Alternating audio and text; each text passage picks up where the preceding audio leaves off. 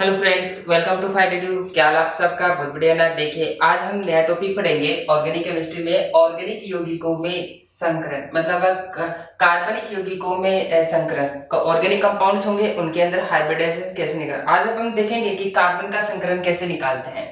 सबसे पहले ये देखेंगे कि जो कार्बन के लिए संकरण, कार्बन कार्बन के लिए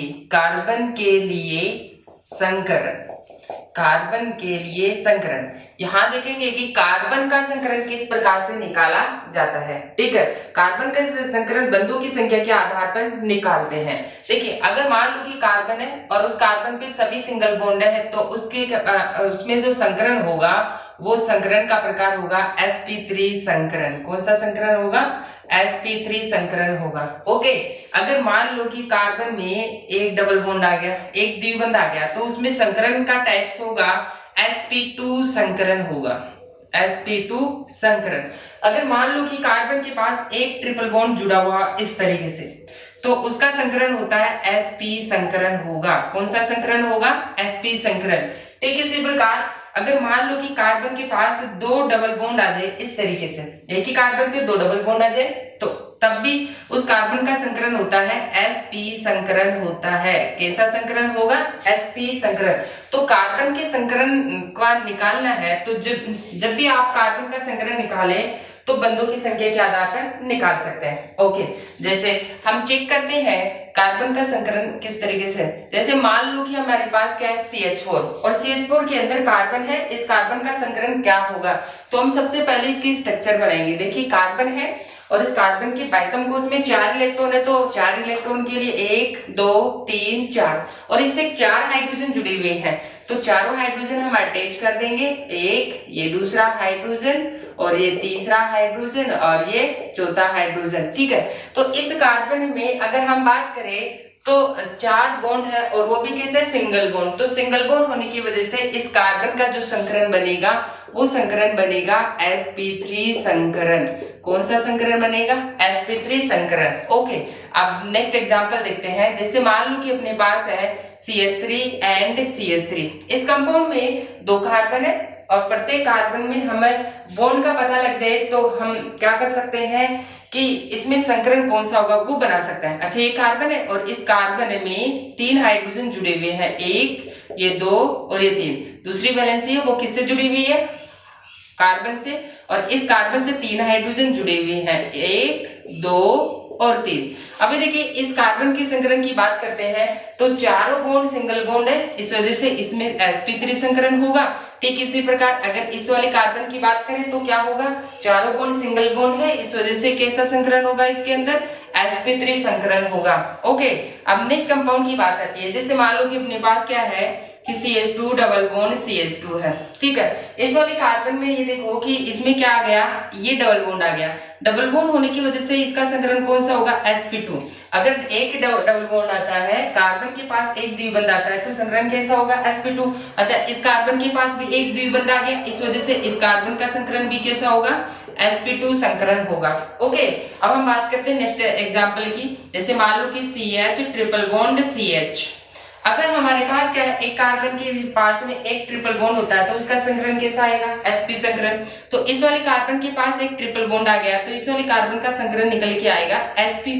ठीक इसी प्रकार इसका संकरण क्या आएगा? sp संकरण होगा। ठीक है, तो बात समझ में आ गई कि हम कार्बन का संकरण बंधों की संख्या के आधार पर बता सकते हैं। ठीक है, आप वीडियो को पॉज कर लेंगे और इसको नोट कर लेंगे। ठीक है, अब देखिए कुछ कंपाउंड्स और देखते हैं जिनके अंदर हमारे पास क्या होता है कि संकरण देखने को मिलता है। देखिए, हमारे पास ऑर्गेनिक केमिस्ट्री के अंदर हाइड्रोकार्बन बहुत सारे होते हैं। जैसे मान लो कि अपने पास नेक्स्ट एग्जांपल है, जैसे CH3CH, और ये वाला कंपाउंड है। अब ये देखेंगे इस वाले कंपाउंड के अंदर इस कार्बन का संकरण क्या है। इस कार्बन में एक कार्बन है और एक वैलेंसी है, 3 हाइड्रोजन, मतलब है सभी सिंगल बॉन्ड होंगे। यहाँ पे कैसे होंगे? सभी सिंगल बॉन्ड। तो इसकी स्ट्रक्चर भी देख के बता सकते हैं हम। यहाँ पे 3 हाइड्रोजन जुड़े हुए हैं इस तरीके से। ठीक है, और यहाँ पे ये कार्बन आ गया और इस कार्बन से एक हाइड्रोजन अटैच है, उसके बाद में 2 डबल बॉन्ड है, फिर ये कार्बन आ गया और इस कार्बन से कितने हाइड्रोजन अटैच है? 2 हाइड्रोजन अटैच है इस तरीके से। ठीक है। तो अब हमें क्या करना है कि प्रत्येक कार्बन का संकरण बताना है। अच्छा, इस वाले कार्बन की बात करें तो सभी सिंगल बॉन्ड है, सभी सिंगल बॉन्ड होने की वजह से संकरण कौन सा आएगा, sp3। ओके, इसकी बात आती है तो इसमें देखो कि एक डबल बॉन्ड आ गया, जब भी एक द्विबंध आता है तो कौन सा संकरण होगा, sp2 संकरण होगा। इस वाले कार्बन में एक द्विबंध है, बाकी दो तो सिंगल बॉन्ड है, उनसे कोई मतलब नहीं, लेकिन एक द्विबंध आ गया, इस वजह से इसका संकरण को क्या निकल के आएगा, sp2 निकल के आएगा। ओके, नेक्स्ट कंपाउंड की बात आती है, जैसे मान लो कि ये वाला कंपाउंड है, इस कंपाउंड में यहाँ पे क्या लगा दिया, एक द्विबंध लगा दिया, तो यहाँ पे कार्बन होगा, यहाँ कार्बन होगा और यहाँ पे कार्बन होगा। इस वाले कार्बन की बात करें तो इसमें एक डबल बॉन्ड आ गया, इस वजह से इसका संकरण कौन सा होगा, sp2। ठीक इसी प्रकार इस वाले कार्बन का संकरण होगा sp2। अगर हम इस वाले कार्बन की बात करें तो यहाँ पे क्या है, डबल बॉन्ड नहीं है, सिंगल बॉन्ड है, ये हमारे पास क्या है, सिंगल बॉन्ड है, और ये भी हमारे पास क्या है, सिंगल बॉन्ड, और दो हाइड्रोजन छुपी हुई है, इस वजह से इसका संकरण क्या निकल के आएगा, sp3 संकरण। अगर आपको नहीं दिखा तो यूं देखो, यहाँ पे कार्बन होगा और यहाँ पे क्या होगा, कार्बन, और यहाँ पे कार्बन, इन दोनों के बीच में क्या है, डबल बॉन्ड है। ठीक है, कार्बन की वैलेंसी कितनी होती है, 4, तो ये देखेंगे 1 2 3 कंप्लीट है, एक हाइड्रोजन यहाँ पे लगेगा। ठीक है, इस कार्बन की बात करें तो 1 2 और 2 वैलेंसी का अनकंप्लीट है, तो क्या लगा देंगे, यहाँ पे 2 हाइड्रोजन लगा देंगे। ठीक है, इस वाले कार्बन की बात आती है तो 1 2 3 वैलेंसी है, एक हाइड्रोजन लग जाएगा। अच्छा, इस कार्बन की बात आती है तो यहाँ पे कितने बॉन्ड है, यहाँ पे ये तो सिंगल बॉन्ड है, जबकि यहाँ पे क्या है, द्विबंध, एक द्विबंध आ गया, इस वजह से कौन सा संकरण आएगा, sp2 आएगा। यहाँ पे भी एक द्विबंध आ गया, इसलिए कौन सा संकरण आएगा, sp2 आएगा। इस वाले कार्बन की बात आती है तो इस वाले कार्बन का संकरण कौन सा होगा, sp3, क्योंकि यहाँ पे क्या है, दो तो सिंगल बॉन्ड कार्बन से अटैच है और दो सिंगल बॉन्ड किससे अटैच है, हाइड्रोजन से अटैच है, इसलिए 4 से यहाँ पे क्या है, सिंगल बॉन्ड है, इसमें 4 सिंगल बॉन्ड होते हैं तो क्या होगा, संकरण sp3 होगा। ओके, तो समझ में आ गया, तो आप इसको नोट कर लीजिए। देखिए हमारे पास क्या है कि कार्बन का संकरण किसके आधार पर देखा जा रहा है, यहाँ पे बंधों की संख्या के आधार पर। अगर हमारे पास है सभी सिंगल बॉन्ड होते हैं तो क्या होगा संकरण, उसका sp3 संकरण होगा। ओके, अगर एक द्विबंध आ जाए, क्या आ जाए, एक द्विबंध, तो कौन सा संकरण होगा, sp2 संकरण होगा। समझ में आ गया। अगला देखिए, अगर एक ट्रिपल बॉन्ड आ जाए या फिर क्या हो, या फिर अपने पास क्या हो, 2 डबल बॉन्ड आ जाए उसी कार्बन पे, तो कौन सा संकरण होगा, sp संकरण होगा। कौन सा संकरण होगा, sp। तो ध्यान रखना कि जब भी कार्बन का संकरण निकालना हो पूछे तो कार्बन की बंधों की संख्या के आधार पर हम देख सकते हैं। आंख मीच करके देख लेना कि इसमें बॉन्ड कौन सा है, कोई कैलकुलेशन की जरूरत नहीं होती है, यहाँ पे केवल बॉन्डों की संख्या इसके आधार पर बता सकते हैं। ठीक है, तो अब देखेंगे नेक्स्ट कंपाउंड है हमारे पास, जैसे बेंजीन ले लेते हैं। अपने पास बेंजीन होती है, तो बेंजीन के अंदर अगर हम बात करें, बेंजीन की स्ट्रक्चर कुछ इस तरीके से होती है। ओके, और यहाँ पे डबल बॉन्ड लगे रहते हैं। अच्छा, इस कंपाउंड में यहाँ कार्बन, यहाँ कार्बन, यहाँ पे भी कार्बन, यहाँ कार्बन, यहाँ कार्बन होता है। लाइन स्ट्रक्चर हम पढ़ चुके थे वॉल्यूम 2 के अंदर। आप देखेंगे हम इसकी स्ट्रक्चर बनाते हैं, यहाँ कार्बन है, यहाँ कार्बन, यहाँ कार्बन, यहाँ कार्बन, यहाँ कार्बन और यहाँ पे कार्बन है। ठीक है, यहाँ डबल बॉन्ड है अपने पास, और इस कार्बन के बीच में डबल बॉन्ड है, इस कार्बन के बीच में डबल बॉन्ड है। उसके बाद में हम क्या चेक करेंगे कि कार्बन की वैलेंसी पूरी हुई या नहीं। इस कार्बन की बात आती तो 1 2 3 बॉन्ड हुए कंप्लीट, लेकिन एक वैलेंसी अनकंप्लीट, उसको हम पूरी करेंगे किसके द्वारा, हाइड्रोजन के द्वारा। यहाँ क्या आएगा, हाइड्रोजन, ठीक इसी प्रकार यहाँ हाइड्रोजन, ठीक इसी प्रकार यहाँ हाइड्रोजन, यहाँ हाइड्रोजन आएगा और यहाँ पे हाइड्रोजन आएगा। अब हम चेक करते हैं कि यदि सभी सिंगल बॉन्ड हो कार्बन से तो क्या होगा, sp3 संकरण होगा। एक द्विबंध आ जाए, एक डबल बॉन्ड आ जाए तो sp2 संकरण होगा। एक ट्रिपल बॉन्ड आए या फिर 2 डबल बॉन्ड आ जाए तो संकरण कैसा आएगा, sp संकरण होगा। अच्छा, इसके अंदर देखेंगे इस वाले कार्बन का संकरण का टाइप कौन सा है, एक द्विबंध आ गया यहाँ पे, तो कौन सा संकरण होगा, sp2। यहाँ पे बात करें तो इसका संकरण कौन सा होगा, इसका भी sp2, क्योंकि यहाँ पे डबल बॉन्ड है। अच्छा, इस वाले कार्बन में इधर हमारे पास क्या है, डबल बॉन्ड है, तो इसलिए कौन सा संकरण निकल के आएगा, इसका sp2 आएगा। इस वाले कार्बन में भी कैसा संकरण आएगा, sp2। इस वाले कार्बन में भी कौन सा संकरण आएगा, sp2। ओके, इस वाले कार्बन में भी संकरण कौन सा आएगा, sp2। तो बेंजीन रिंग के अंदर सभी कार्बन कैसे होते हैं, sp2 संकरित होते हैं। बात क्लियर हो गई। जैसे और कंपाउंड देख लेते हैं, जैसे मान लो कि अपने पास ये कंपाउंड है, ठीक है, मैंने इस तरीके से लिख दिया और यहाँ पे मैंने डबल बॉन्ड लगा दिया और यहाँ पे मैंने क्या लगा दिया, डबल बॉन्ड लगा दिया। यहाँ पे 2 हाइड्रोजन और यहाँ पे CH एंड यहाँ पे CH3। इस कंपाउंड में हमें चेक करना है कि प्रत्येक कार्बन का संग्रहण क्या है। अभी देखिए इस वाली कार्बन की बात आती है तो यहाँ पे एक डबल बॉन्ड आ गया। जब भी डबल बॉन्ड आता है तो कौन सा संग्रहण निकल के आता है, sp2 आता है। कौन सा संग्रहण आएगा, sp2। अभी देखेंगे इस कार्बन की बात आती है तो एक डबल बॉन्ड तो इधर है और एक डबल बॉन्ड इधर है, तो अपने पास क्या है, 2 डबल बॉन्ड एक ही कार्बन पे आ गया। तो इस वजह से इसका संग्रहण कौन सा आएगा, यहाँ पे संग्रहण आएगा sp संग्रहण होगा। ठीक है, इस कार्बन की बात आती है, इस कार्बन में एक डबल बॉन्ड आ गया यहाँ पे, इस वजह से क्या होगा, इसका संग्रहण होगा sp2। एक डबल बॉन्ड आता है तो संग्रहण कौन सा आता है, sp2 संग्रहण आता है। इस कार्बन की बात आती है, 3 तो हाइड्रोजन द्वारा कंप्लीट है और एक है कार्बन से कंप्लीट है, मतलब 4 सभी सिंगल बॉन्ड है। इस वजह से इस कार्बन का संग्रहण कौन सा निकल के आएगा, sp3 संग्रहण निकल के आएगा। ओके, तो आप वीडियो को पॉज कर लेंगे और इनको नोट कर लेंगे। देखिए अब हम एक एग्जांपल और देखते हैं जिसके अंदर हमारे पास क्या होगा कि ट्रिपल बॉन्ड वाला कंपाउंड होगा। क्या होगा, ट्रिपल बॉन्ड वाला देखते हैं। जैसे मान लो कि अपने पास क्या है, मैंने यहाँ पे लिखा CH3 CH double bond C triple bond और CH3। इस तरीके से इस कार्बन की बात करें तो वैलेंसी पूरी करनी है। अब चेक करेंगे, आप देखेंगे इस कार्बन में अगर हम बात करें, इस कंपाउंड की अगर हम बात करें तो इस कार्बन के पास क्या आ चुका है, एक ट्रिपल बॉन्ड आ गया। तो इसका संग्रहण कौन सा आएगा, sp, क्योंकि एक ट्रिपल बॉन्ड आता है तो संग्रहण कौन सा आता है, sp संग्रहण होगा। ठीक इसी प्रकार इस वाले कार्बन का संग्रहण भी कैसा होगा, sp, क्योंकि इधर की देखे तो एक ट्रिपल बॉन्ड है और इधर देखे तो सिंगल बॉन्ड है, तो ट्रिपल बॉन्ड की वजह से कौन सा संग्रहण आएगा, sp संग्रहण। इसकी बात आती है तो इस वाले कार्बन का संग्रहण कौन सा आएगा, यहाँ पे इधर तो क्या आ रहा है, सिंगल बॉन्ड, लेकिन इधर क्या आ रहा है, डबल बॉन्ड। और एक कार्बन में डबल बॉन्ड आता है तो क्या आता है, sp2 संग्रहण। इसका संग्रहण कौन सा आएगा, sp2। इस वाले कार्बन का भी संग्रहण कौन सा होगा, sp2, क्योंकि इधर क्या है, डबल बॉन्ड है। इस कार्बन की बात आती है तो इसमें सभी सिंगल बॉन्ड है, इस वाले कंपाउंड का संग्रहण निकल के आएगा sp3। ठीक है, तो यहाँ पे हम बंदों की संख्या के आधार पर कार्बन का संग्रहण निकाल रहे हैं, लेकिन अपने पास जो ऑर्गेनिक कंपाउंड होते हैं उन ऑर्गेनिक कंपाउंडों का जो संग्रहण है वो फॉर्मूले की सहायता से भी निकाल सकते हैं। चलो अब हम देखते हैं कि फॉर्मूले की सहायता से कार्बन का संग्रहण किस प्रकार से निकालते हैं। देखिए संग्रहण निकालते हैं, इसके लिए जो हमारे पास फॉर्मूला बनता है वो इस तरीके से होता है। देखिए सेकंड अपने पास है संग्रहण निकालेंगे यहाँ पे फॉर्मूले की सहायता से। किसकी सहायता से, फॉर्मूले की सहायता से। अच्छा फॉर्मूला क्या होता है, देखिए संग्रहण निकालने कार्बनिक यौगिकों में संग्रहण निकालने के लिए फॉर्मूला काम में लेते हैं सिग्मा बंधों की संख्या प्लस एक ही स्थान पर रहने वाले लॉन पेयर की संख्या।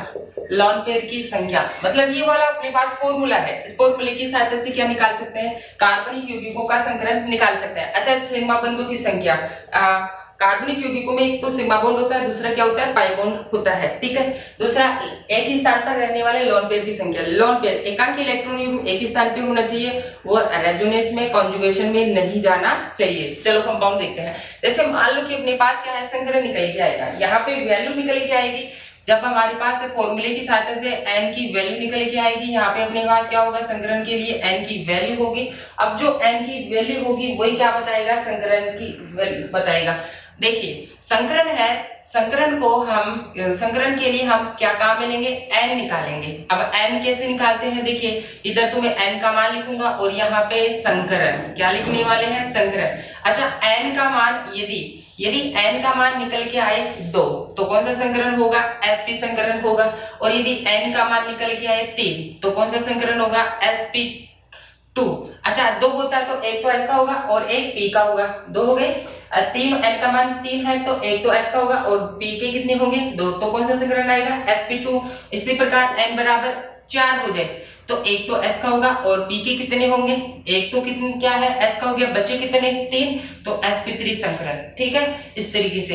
अब हम एग्जांपल देखते हैं। जैसे मान लो कि हमारे पास सबसे पहला यही एग्जांपल है। इस एग्जांपल के अंदर ये देखो कि अपने पास 4 हाइड्रोजन जुड़े हुए हैं। इस तरीके से कितने हाइड्रोजन जुड़े हुए हैं, 4 हाइड्रोजन जुड़े हुए हैं। अच्छा, इसके अंदर सिग्मा बॉन्ड कितने हैं, क्योंकि संकरण निकालने के लिए फॉर्मूला अपने पास सिग्मा बंधु की संख्या प्लस लॉन पेयर की संख्या। तो यहाँ पे अपने पास क्या है, ये सिग्मा है, ये सिग्मा है, ये सिग्मा है और ये सिग्मा है। सिग्मा कैसे कैलकुलेट करते हैं, अगर ए और बी एटम है, अगर उनके बीच में अगर सिंगल बॉन्ड है तो सिंगल बॉन्ड होने की वजह से सिग्मा बॉन्ड होगा। ओके, और यदि अपने पास क्या है, एक डबल बॉन्ड आ गया, दो एटम के बीच में एक डबल बॉन्ड, तो एक तो होगा सिग्मा बॉन्ड और दूसरा क्या होगा, पाई बॉन्ड। और यदि एक ट्रिपल बॉन्ड आ जाता है तो एक तो सिग्मा होगा, बाकी बचे हुए क्या होंगे, पाई बॉन्ड होंगे। क्या होंगे, पाई बॉन्ड होंगे। इस वाले में सभी सिंगल बॉन्ड है, तो कार्बन और हाइड्रोजन एटम के बीच में सिंगल बॉन्ड है, इसलिए सिग्मा बॉन्ड होगा। ठीक है, तो यहाँ पे संकरण निकालते हैं। n बराबर, अब सिग्मा बंधु की संख्या, सिग्मा बंधु की संख्या कितनी है, 1 2 3 4, 4 प्लस दूसरा है लोन पेयर की संख्या। क्या इसका बाउंड लोन पेयर है, नहीं, तो 0। n बराबर 4, जब n बराबर 4 आता है, जब n बराबर 4 तो संकरण कौन सा निकल के आएगा, sp3। इस तरीके से इस कार्बन का संकरण क्या होगा, sp3 संकरण होगा। ओके, बात क्लियर होगी। चलो और एग्जांपल देखते हैं। जैसे मान लो कि हमारे पास क्या है, कुछ कंपाउंड ऐसे भी हो सकते हैं, जैसे अपने पास क्या है, CH2 डबल बॉन्ड CH2, इस कंपाउंड की बात आती है। इस कंपाउंड में देखते हैं कि अगर में हम सिग्मा बॉन्ड निकालना चाहते हैं तो इसको ऐसे भी लिख सकते हैं, एक हाइड्रोजन यहाँ पे है, एक हाइड्रोजन यहाँ, डबल बॉन्ड है, उसके बाद में कार्बन है और उस कार्बन से 2 हाइड्रोजन अटैच है। अच्छा देखेंगे, 2 एटम है, सिंगल बॉन्ड है तो सिग्मा होगा, 2 एटम है और उन दोनों के बीच में क्या है, सिंगल बॉन्ड, सिग्मा। 2 एटम है और डबल बॉन्ड है, डबल बॉन्ड होने की वजह से क्या, एक सिग्मा और एक पाई होगा, ये सिग्मा और ये पाई होगा। 2 एटम है, इनके बीच में सिंगल बॉन्ड, सिंगल बॉन्ड होने की वजह से सिग्मा बॉन्ड होगा। ठीक इसी प्रकार यहाँ पे कौन सा होगा, सिग्मा बॉन्ड। अब देखेंगे इस वाले कार्बन के संकरण की बात आती है तो n की वैल्यू निकालना पड़ेगा। n की वैल्यू कैसे निकालते हैं बताना, अगर सिग्मा बंधु की संख्या प्लस लोन पेयर की संख्या। सिग्मा बंध कितने हैं इसके अंदर, 1 2 और 3, 3 प्लस लोन पेयर, क्या इस कंपाउंड में कोई लोन पेयर है, नहीं, तो लिख देंगे कितना, 0।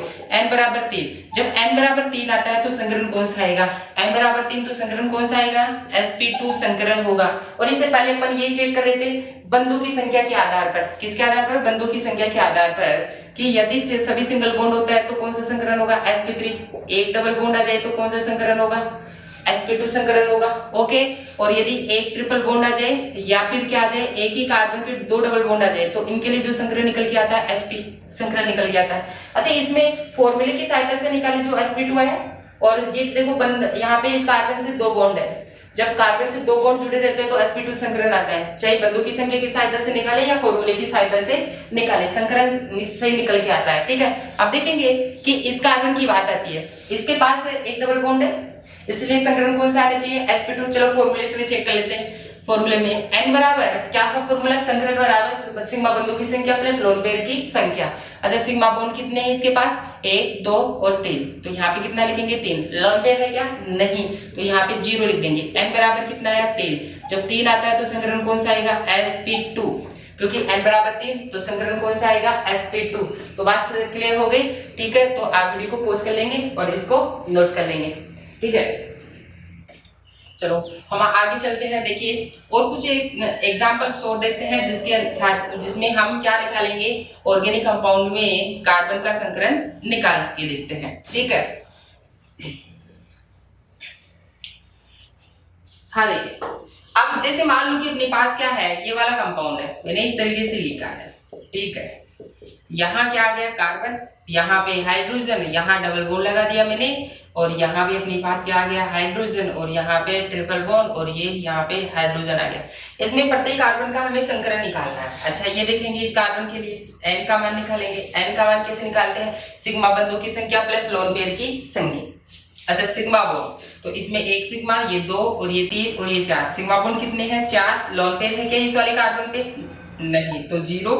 n बराबर 4 तो संकरण कौन सा निकल के आएगा, संकरण निकल के आएगा, यहाँ पे n बराबर 4 होता है तो संकरण कौन सा निकल के आएगा, sp3। ठीक है, अभी मैंने बताया था क्या, कि n का मान 2 आए तो संकरण कौन सा होगा, sp संकरण होगा। n बराबर 3 होता है तो संकरण कौन सा आएगा, sp2। n बराबर 4 होता है तो संकरण कौन सा आता है, sp3 संकरण होता है। ठीक है, अब देखेंगे कि इस वाले कार्बन की बात आती है। इस वाले कार्बन के अंदर अगर हम n का मान निकालते हैं तो देखेंगे ये यहाँ पे एक सिग्मा और एक पाई बॉन्ड होगा, ये सिग्मा। अब देखेंगे सिग्मा कितने हैं, 1 2 और 3 सिग्मा है। लॉन पेयर कितने हैं इस कंपाउंड में, 0। तो n बराबर कितना आ गया, यहाँ पे 3 आ गया। जब n बराबर 3 है तो संकरण कौन सा निकल के आता है, sp2 संकरण निकल के आता है। कौन सा निकल के आएगा, sp2। ऐसे इस वाले कार्बन की अगर हम बात करें तो n की वैल्यू निकालना पड़ेगा। n का मान कितना होगा, यहाँ पे देखेंगे इधर तो हमारे पास एक सिग्मा पाई बॉन्ड, ये सिग्मा और ये सिग्मा होगा। ठीक है, तो सिग्मा बॉन्ड कितने हैं, 1 2 और 3 प्लस लोन पेयर की संख्या कितनी होगी, 0। तो n बराबर कितना आया, 3 आता है तो संकरण कौन सा आएगा, sp2 संकरण होगा। इस वाले कार्बन का भी संकरण कौन सा आया, sp2। इस वाले कार्बन की अगर हम बात करें तो ये देखेंगे कि यहाँ पे एक तो सिग्मा है और 2 क्या है, यहाँ पे पाई बॉन्ड है, ये पाई बॉन्ड है। अच्छा, n का मान निकालना है तो ये देखेंगे कितना, सिग्मा बॉन्ड कितने, 1 और 1 2 प्लस लोन पेयर की संख्या कितनी है, लोन पेयर है ही नहीं यहाँ पे तो 0 लिख देंगे। n बराबर कितना आया, 2। जब n बराबर 2 आता है तो संकरण क्या निकल के आएगा, sp संकरण आएगा। क्या संकरण आएगा, sp। ठीक है, लास्ट वाला कार्बन बचा है। इस कार्बन में अगर हम बात करें बॉन्डों की संख्या के आधार पर तो एक है ट्रिपल बॉन्ड है, इसलिए क्या आना चाहिए, sp संकरण, जैसा कि इसमें है। यहाँ पे देखेंगे कि ये तो अपने पास क्या है, पाई बॉन्ड है और ये सिग्मा बॉन्ड है और ये क्या है, सिग्मा बॉन्ड। तो n बराबर सिग्मा बॉन्ड कितने हैं, इसमें सिग्मा बॉन्ड है, दोनों तरफ चेक करना है, एक तो यहाँ पे है और एक इधर है। तो सिग्मा बॉन्ड 2 है प्लस लोन पेयर कितने आएंगे, यहाँ पे 0 आएंगे। तो n बराबर कितना आया, 2। इस तरीके से यहाँ पे संकरण निकल के आएगा sp। जब n बराबर 2 होता है तो संकरण कौन सा आता है, sp संकरण होता है। ठीक है, तो आपको समझ में आ गया, आप वीडियो को पॉज करके इसको नोट कर लेंगे। हाँ देखिए, अब हम बात करते हैं कि जैसे मान लो कि अपने पास क्या है, एसिटिक एसिड में प्रत्येक कार्बन का संकरण क्या होगा। अच्छा, इसकी स्ट्रक्चर हम बनाना सीखे थे। सबसे पहले हम बात करते हैं कार्बन है और इस कार्बन से कितने हाइड्रोजन जुड़े हुए हैं, 3 हाइड्रोजन जुड़े हुए हैं। ठीक है, ये स्ट्रक्चर बन गए। अच्छा, उसके बाद में क्या है, सिंगल बॉन्ड है। ठीक है, कार्बन की 4 वैलेंसी होती है, वैलेंसी फ्री। अब इसके बाद भी कौन आ रहा है, कार्बन। जब भी CO आता है तो क्या लगाएंगे अपन, एक ऑक्सीजन को डबल बॉन्ड के साथ जोड़ेंगे। अच्छा, 2 लोन पेयर, जब भी ऑक्सीजन डबल बॉन्ड बनाता है तो 2 लोन पेयर रहते हैं उसके ऊपर। उसके बाद में क्या है, ऑक्सीजन है और उसके बाद में हाइड्रोजन। ऑक्सीजन जब भी 2 बॉन्ड बनाते हैं तो क्या आते हैं, 2 लोन पेयर आते हैं।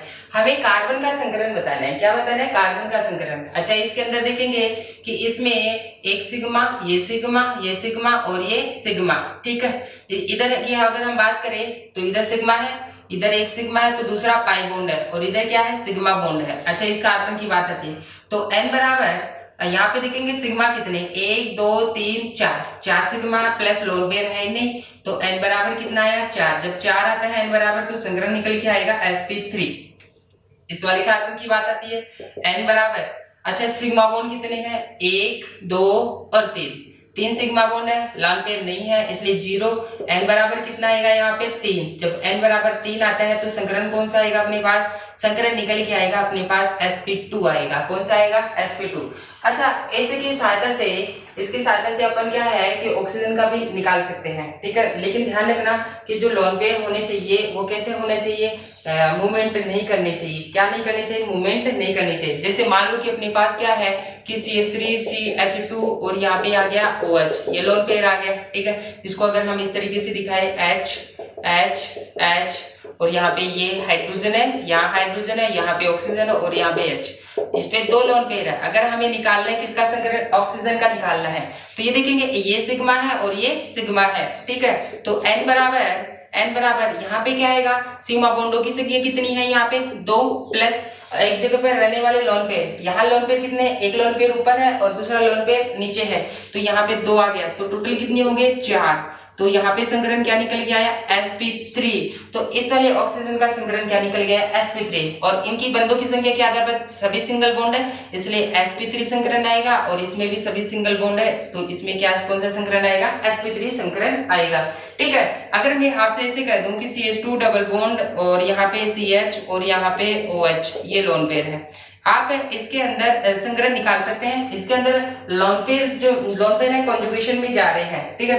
तो लोन पेयर कॉन्जुगेशन में जा रहे हैं तो इसका संग्रहण क्या होगा, क्योंकि ये लोन पेयर किस में जा सकते हैं, कॉन्जुगेशन में जा सकते हैं तो उसमें क्या आ सकता है, पॉजिटिव चार्ज आ सकता है। इस तरीके से कंपाउंड बन सकता है, नेगेटिव चार्ज आ जाएगा यहाँ पे, और यहाँ पे CH, यहाँ डबल बॉन्ड, और यहाँ पे ये पॉजिटिव चार्ज और ये लोन पेयर। इस वजह से वहां पे उसका संकरण क्या हो सकता है, चेंज हो सकता है, ठीक है। तो हम इसका संकरण भी कैलकुलेट कर सकते हैं इस फॉर्मूले की सहायता से, ठीक है। तो आज की क्लास के लिए इतना ही काफी है।